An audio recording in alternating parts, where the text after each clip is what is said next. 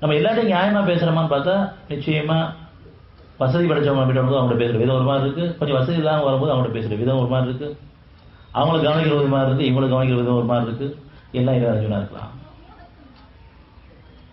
உண்மையிலேயே உணவுக்கு இல்லாதவங்க வர்றாங்கன்னு சொன்னா அது கஷ்டத்துக்கு வந்தாங்கன்னு சொன்னா அந்த அளவுக்கு அவங்களுக்கு தான் நிரப்பமா கவனிக்கணும்.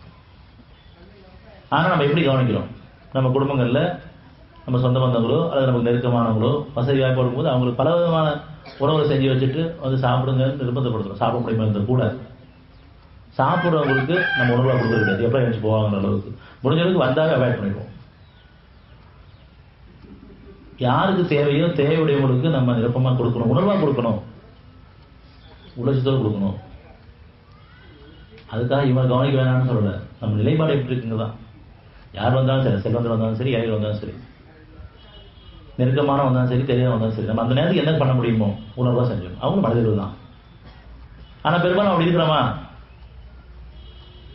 மனசாட்சி என்ன சொல்றது? பாகுபாடு பார்க்குறோம். பேசுகிற விதத்தில் கூட உங்ககிட்ட எதுவுமே இல்லைன்னா கூட உங்களை தேடி ஒருத்தவங்க வரும் பொழுது என்ன சொல்றது? நீங்கள் கனிவான பேச்சை பேசுங்க.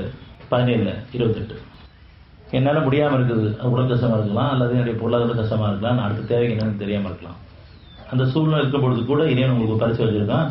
நீர் உங்களுடைய இறைவன் அருளை ஆதரவை வைத்து எதிர்பார்க்கும் சமயத்தில் அவர்களை நீர் புறக்கணிக்கும்படி நேரிட்டால் அவளிடம் கனிவான அன்பான சொல்லியே சொல்கிறார்கள். நம்ம சொல்றோமா? அந்த சூழல் நமக்கு யார்ட்டுக்கு இப்போ இல்லை. நல்ல நிலை இருக்கும் பொழுது கூட அந்த கனிவா அன்பா பேச முடியல. ஆளுக்கு தகுந்த மாதிரி நம்ம பேசுறோம். இறைவனுக்கு பயந்தா மட்டும்தான் நியாயமான பேச்சு நமக்கு வரும். இல்லைன்னு சொன்னா அவங்க வசதி வாய்ப்பு தகுந்த பேச ஆரம்பிக்கும்.